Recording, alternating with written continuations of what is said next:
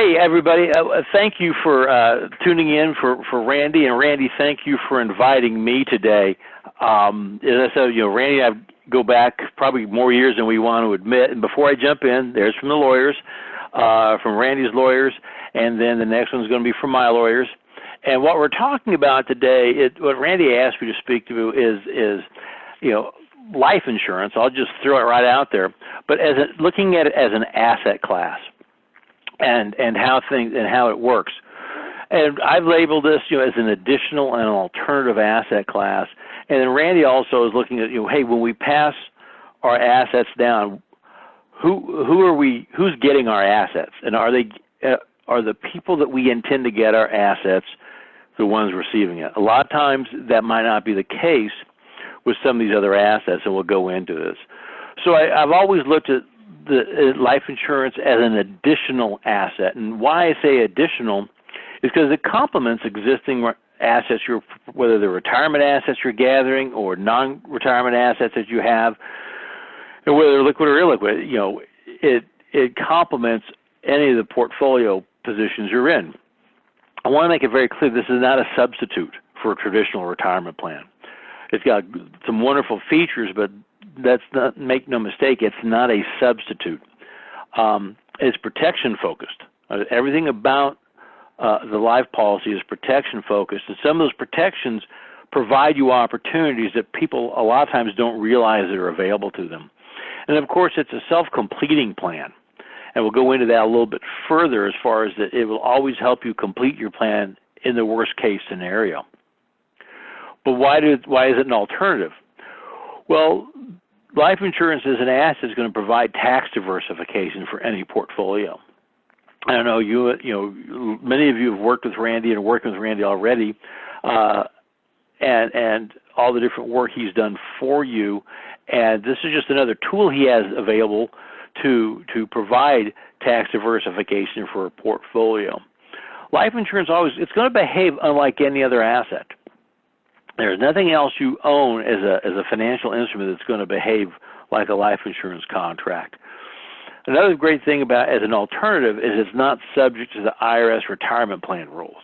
And that's a real key focus as we're looking at tax diversification and what we're able to do with our assets. I want to be very clear also, it's not an investment. I mean, there have been thousands of articles written about life insurance as a bad investment, and the caveat I throw out there all the time is it's not an investment at all, and it's an asset that we can purchase and put money into, and it's an accumulation-focused asset. The way the internals work. Specifically today, we're talking about a universal life structure, more specifically than that, an indexed universal life structure. So why life insurance? Of course, it's all those above reasons. Not every piece is going to apply to you today, but most every piece is going to apply to you sometime in your financial lifetime. I like to, I've worked with Ray a long time, and I always tend to try to solve the story problem backwards. When you're doing a maze, I know as a kid when I did mazes on paper, it was always easier to start at the end and find the beginning. And you're not supposed to do it that way, but it's always easier. And sometimes when we're looking at our planning situation, solving the story problem backwards is very, very helpful in getting things organized and in order. This asset, life insurance, is going to address pre-retirement needs. It's flexible during retirement, and it provides for post-retirement. Of course, that's a euphemism saying when you pass away, it provides for all of those things, which is what it was designed for. Now let's go into tax diversification, because that's one of the bullet points that really kind of speaks to any asset manager or any planner and any of our clients. And the premium that you put into this is protected from market decline, specifically in our index universal structure. That money goes in there, and regardless of market performance, you're not going to lose value due to that. There's no annual limit on a contribution into life policy. Of course, there's an asterisk there and a big caveat that there's no IRS contributions in general, but specific to the policy you design for yourself, there are some limits to how much you can put in versus how much insurance you're purchasing. Because of the way life insurance policies are structured and what they do, that growth of the cash that's inside of that as you're building your equity inside this asset, there's no tax. It's tax deferred. And the distributions are also tax advantaged, whether it's a pre-death distribution, when you want to access that, there's no tax on that either. It can be set up such. And distributions, again, you're taking additional distributions in retirement, are not going to have a negative impact on your Social Security benefits. You're not going to pay tax on your Social Security benefits because you take money out of this this asset. Another great thing about it is it's not subject to a 10% penalty on a pre-59.5 distribution, whether like an IRA, 401k, non-qualified annuities. They all have that rule that, hey, if you access it before 59.5, Uncle Sam's going to want a little piece of that in the form of a penalty. Life insurance doesn't have that problem.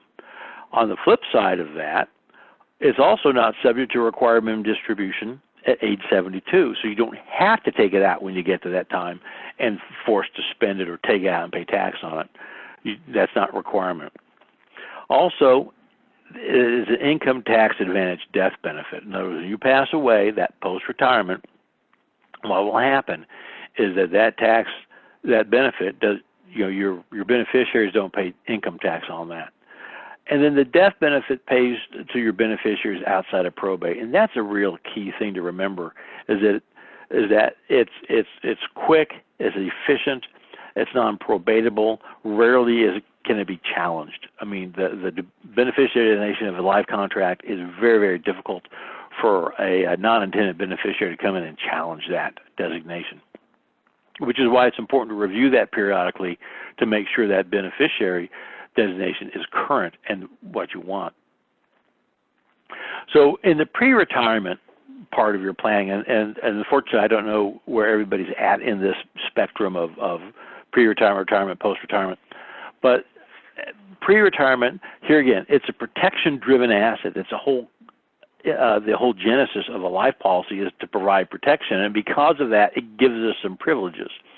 One of the other things about it, it's a personal and private arrangement. It's a contract between you and an insurance company.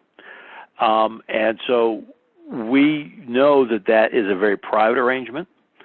Information gathered during that process is never shared. It can't be shared.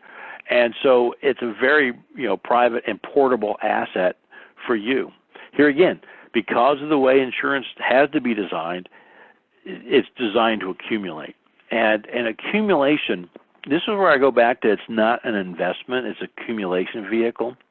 I mean, think of it like this, using an index strategy the way we use, is that it's like you have snow that never melts. It accumulates consistently in time over time, and you might get 6 inches of snow today, and it might be 105 degrees tomorrow, but that's 6 inches of snow you got never melted. And so when it snows again, it adds on top and it adds on top. So it puts you in a position where your accumulation really, really, becomes much more important than an assumed rate of return. It's the fact that we're always accumulating and moving towards that goal. Pre-retirement, it's also a flexible asset. Today's a great example with COVID going on and people, some people's incomes are at jeopardy. If you've been in a plan like this for a few years, and if you need to suspend paying premium, you're not going to lose your plan. You're not going to lose the insurance and the asset that's growing. Granted, it won't grow very fast because you're not feeding it, but you've got that flexibility. Also, say things are great, but you want to say, hey, I need to access some of this money that's in my policy. You certainly can do that and not have to worry about taxes. You can borrow from yourself, pay yourself back sort of thing. Within the index universal life, and I'll get a little bit more specific with one that we use a lot of, referred to as Path Setter, but you have multiple options to choose from to manage how that cash within the policy is going to grow. Whether it's just a plain fixed rate, multiple different indexes, and how you can choose some or many, and that's something that Randy is an expert at as far as helping you identify which ones fit for your scenario. And then here again, like I said earlier, it's not subject to the IRS contribution limit. So if you're maxing out your retirement plans that are available to you through your employers, and you're above the limits to make other contributions to other qualified plans, the life insurance doesn't care. It does not matter at all. So what I said, part of that flexibility is liquidity. You know, you've got pre-retirement access to these assets, of course, within the limits of what's there, and that. During retirement, this becomes a really pretty interesting conversation, because what we can do is we can control income for you. It gives you another bucket of money to access to take money out, or even maybe put money back into. Say you have to take money out of your retirement assets because you're 72 now. Well, you can always put it into your life policy. It's not like a qualified asset. Once you stop working, you can't contribute. Doesn't care. Like I said, it doesn't have to follow the IRS rules. It also provides control of your tax bracket when you retire. And what I mean by that is that since it's a tax-favored asset to access money, say if you want to live on, say, $75,000 of income, but you only want to pay taxes on $50,000. Well, this is where you can help supply that. Get the $25,000 without a tax benefit, without a tax bill on that, and still maintain a standard of living, but yet keep your tax bracket a little bit lower. And here's one that's really kind of become a lot more important here in recent years, is it protects other assets in the event of an illness. And here again, there's an asterisk there. And what I'm referring to specifically is accelerated death benefit riders that would provide benefit for chronic illness, critical illness, or terminal illness. I want to drill down on this a little bit, because when we get to the point where we are retired, one of the risks to our assets is paying for a critical care or a chronic care event. Now, I need to be very specific with language here. In a traditional, life insurance policy, or this index life that we're referring to, these riders are not long-term care benefits. The wording is very similar. The triggering events are very similar, loss of 2 of 6 activities of daily living. But very specifically, it's not a long-term care rider or benefit. That's a different tax code, a different product. Now, we do have the ability in this scenario, if you're using a life insurance policy, if a concern of, hey, I'm really concerned about protecting my assets in case I get sick, then we have other life products that do have a true long-term care rider attached to it, where you do have a true long-term care per day benefit. And we have some outstanding, Randy has an outstanding access to those tools. And the nice thing about those, what we base on an asset-based long-term care protection, is that you don't give up your money. Traditional long-term care, it's like any other health insurance product in the respect that you pay a premium. If you don't get sick, that's great news, but you put a lot of money away and not used it. With these asset-based life insurance products, where if you get sick, you've got claim money. If you don't get sick, that asset can pass tax-free to your kids or whoever you choose, or after a certain period of time, typically 6 years, maybe 10, depending on the strategy we're using, you can walk away and get all your money back guaranteed. So there's a lot of additional protections we can build in for you using a life insurance basis to provide those extra benefits. Now, another piece that we look at, and we don't see this as much as we used to.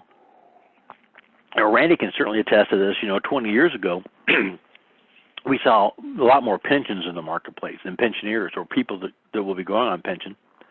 Excuse me a moment. And one thing that we can do with that is that if you're looking, if a pension is part of your retirement assets, and you haven't retired yet, you can think about this, because the default option on a pension, of course, has a survivorship option. So if you're married, your spouse gets a survivorship benefit if we lose you. That's the default option. And typically you take a reduced pension benefit to provide for that. Well, that's great, but if you've already got a life insurance asset in place, you don't necessarily need to choose that reduced benefit because you've already paid and already have a benefit in case you pass away. Your spouse is still protected. Here again, this is something that we need to do some math in, and this is right up Randy's alley, doing the math on this sort of scenario, saying, okay, what is that going to look like? And it makes a lot of sense to increase, maybe spend a little bit more money while you're working to guarantee a much higher income when you retire and still protect everybody else. It's something that's very, very important. Now, in post-retirement, okay, that's just kind of a euphemism for saying when you pass away, when we lose you, the death benefit passes income tax free, and that's probably one of the biggest pieces of this puzzle. You've gone through, you've done a great job, you've enjoyed your retirement, and we lose you. Well, the death benefit that remains passes income tax free, and it passes to who you want it to. That provides a predictable legacy. You know who's getting what from the life policy, and you know what's going to go to them, and you know how much that's going to be. There's no shrinkage for taxes. There's no wild card in it. Because with your retirement assets, when those get passed on to the next generation, well, that unintended beneficiary is our favorite uncle that says, okay, we've given you all these breaks. You haven't paid taxes on these. Well, now it's time for me to get my paycheck. And he's changed the rules on us that your heirs, can't stretch that asset over their life expectancy. They used to allow us to do that, and they don't do that anymore. I think it's a 10-year window now. So what happens when when those taxable assets go to your kids or that next generation? Granted, they're getting money they wouldn't have received anyway. Unfortunately, those monies they receive is going to make everything they receive tax at a higher rate. They're gonna their income, dividends, cap gains, anything they're doing that they're paying tax on now is just going to get taxed at a higher bracket because they've got all this extra taxable income coming in the form of a qualified asset they've inherited. Where the life insurance comes into that, since that death benefit is tax-free, those monies can be earmarked to help pay some of those taxes, clean up that money, get it out of the qualified bucket into a non-qualified bucket for the heirs. Here again, it provides that flexibility and predictability for that event. So what, in life insurance, I know you say, well, that's everything sounds great, Brian. Life insurance is fantastic according to you, but why do we get these benefits? And it's real straightforward. Life insurance has always been looked upon as a socially responsible asset. And what I mean by that is the government early on recognized that if any person wants to buy an insurance policy on themselves in the event of their death, that their family is taken care of from beyond, and that keeps that family off the public dole or public welfare, we really can embrace that. They want to encourage that. So in order to encourage the purchase of life insurance, our society, the government, and the IRS allows for a lot of these benefits, that tax benefit or that death benefit, income tax free. Look, this person's spent their own money to buy this benefit for their family. We're not going to tax that. That's something we should be taxed because that's going to save us on the backside, not having to take care of that family. And, Randy and I have been in this long enough. We've both seen where this has actually happened with the death benefit, where families stay in their home, kids have gone to college, businesses have stayed open because they purchased life insurance. And that's from the pure protection value of it.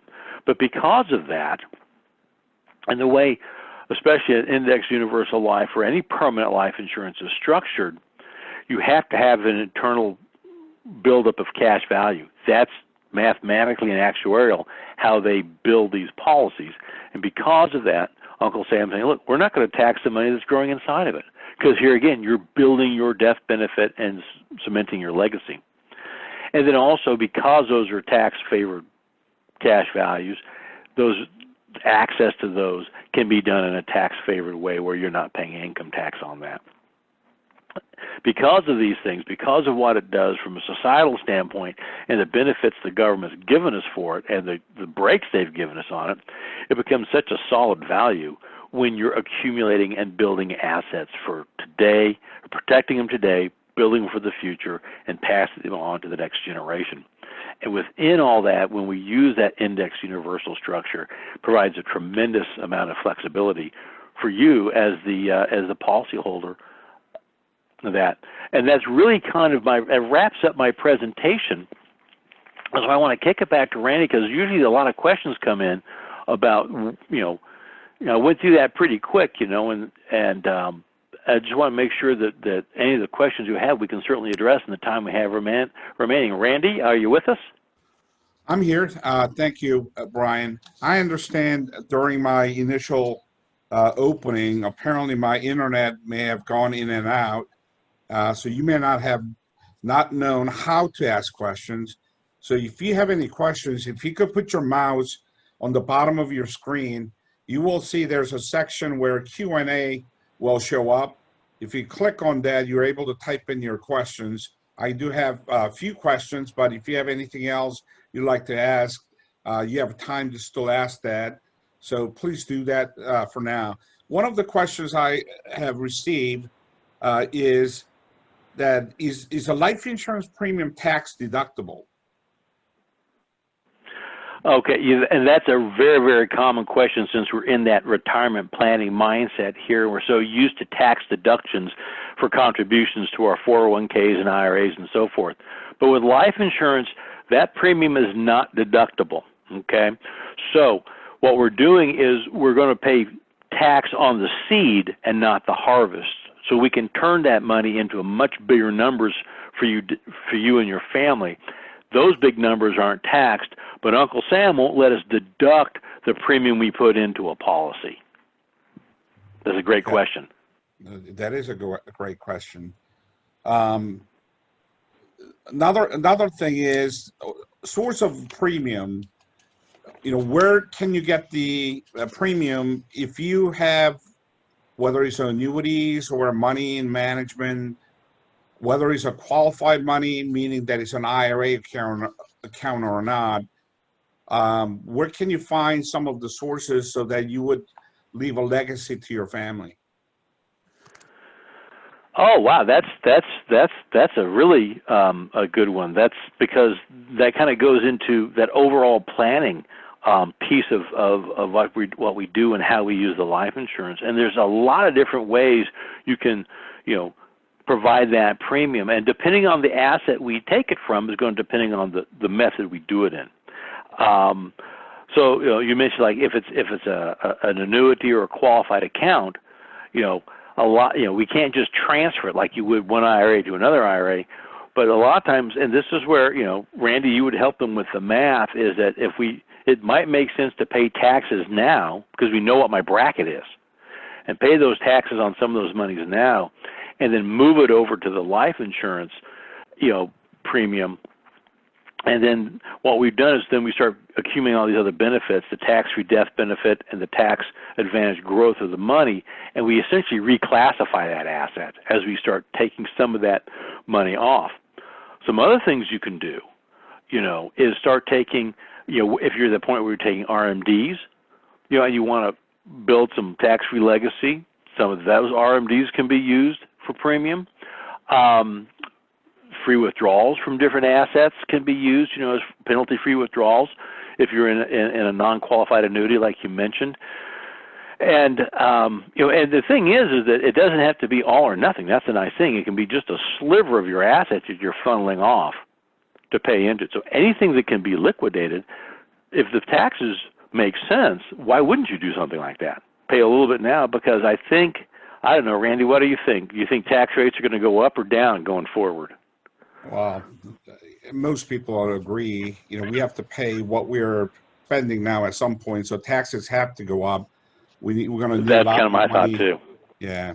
So one of the questions that kind of goes along with what you just covered is there are a few questions that came through. I kind of want to put two of them together. Someone asked whether you can someone 70 years old or older get life insurance?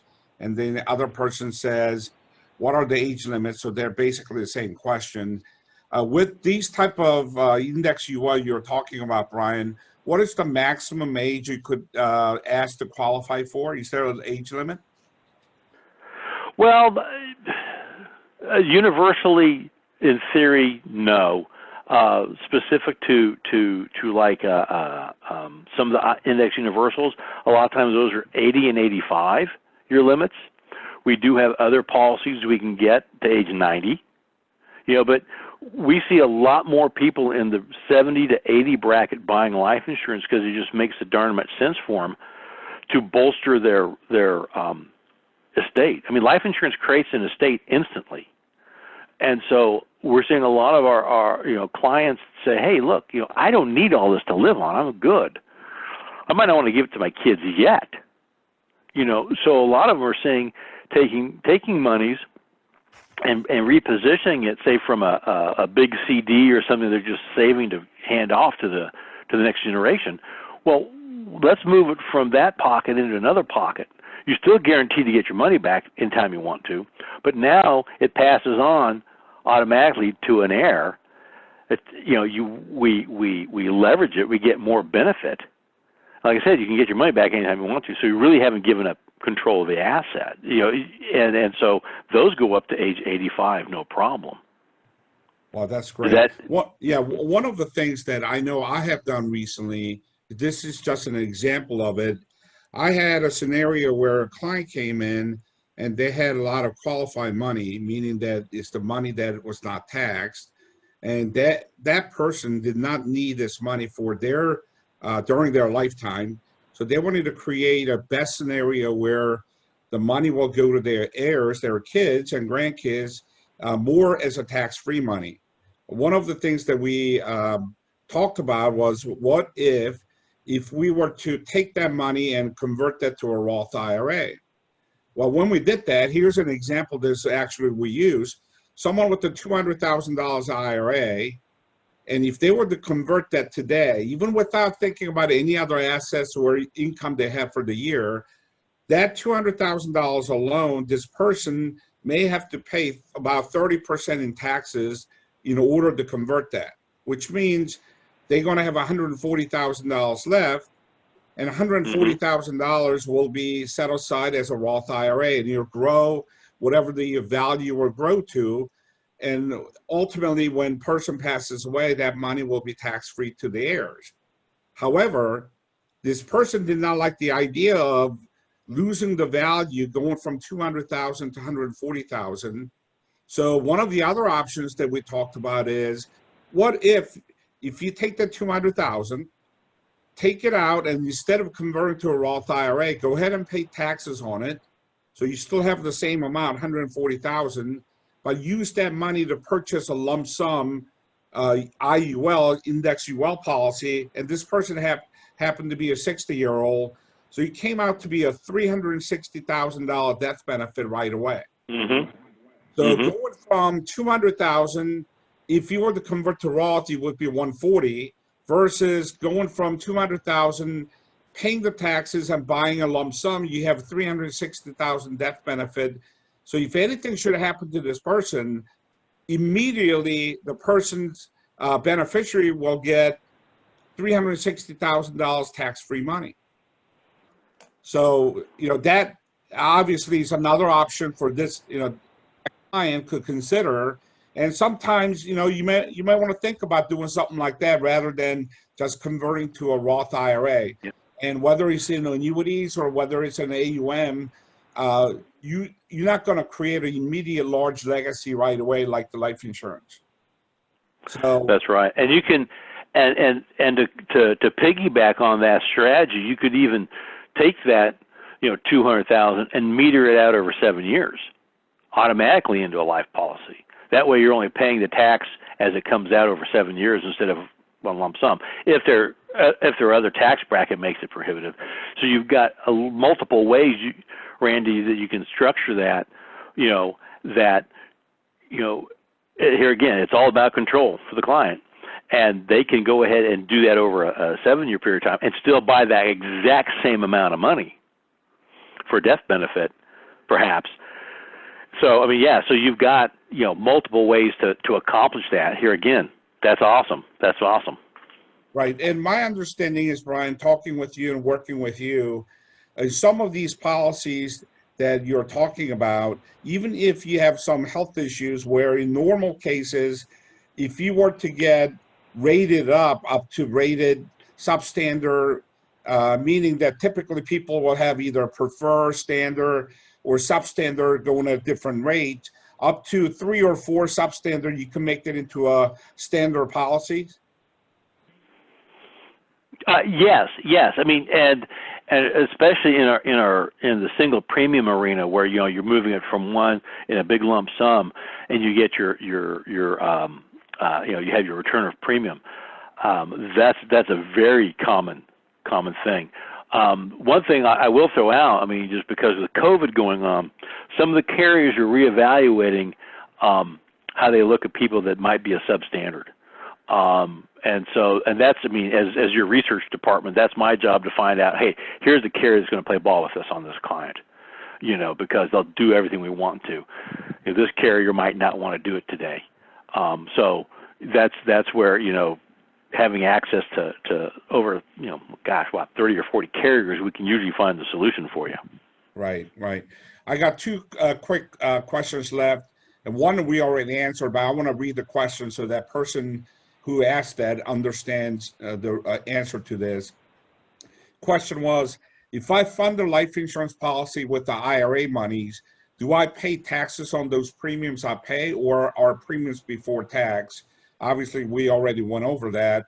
Is the after-tax money is what you have to do. And the last question is, can you use dividends? I'm assuming the dividends either from a CDs or dividends that you may get from assets that we may manage, whether it's individual stocks or mutual funds, or maybe perhaps the earnings that they may have in annuities. So this person's asking, can you use the dividends? Answer is yes, but realize you got to pay taxes on that because that is the return on the gains. So you do have to pay taxes first. And then whatever you have left, you could use that to purchase these type of products.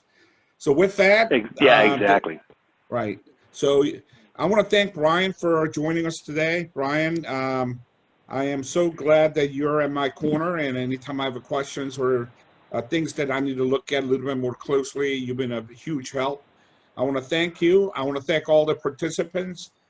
We had a huge group today and over almost 50 people. So I want to thank you for joining us today. And if you got any questions or you'd like to sit down, I do have meetings here in the office now. We do have masks, or some people don't want to wear a mask, but bottom line is we could meet you here, or Zoom meetings if you're prefer to do that. This is really a strange time that we're living in, and there's a lot of things that we have to do differently now. I want to thank you for being with us and letting us help you and manage your money in your portfolios. So I want to wish you the best day, and please keep safe and healthy. Talk to you all later. Bye-bye now. God bless.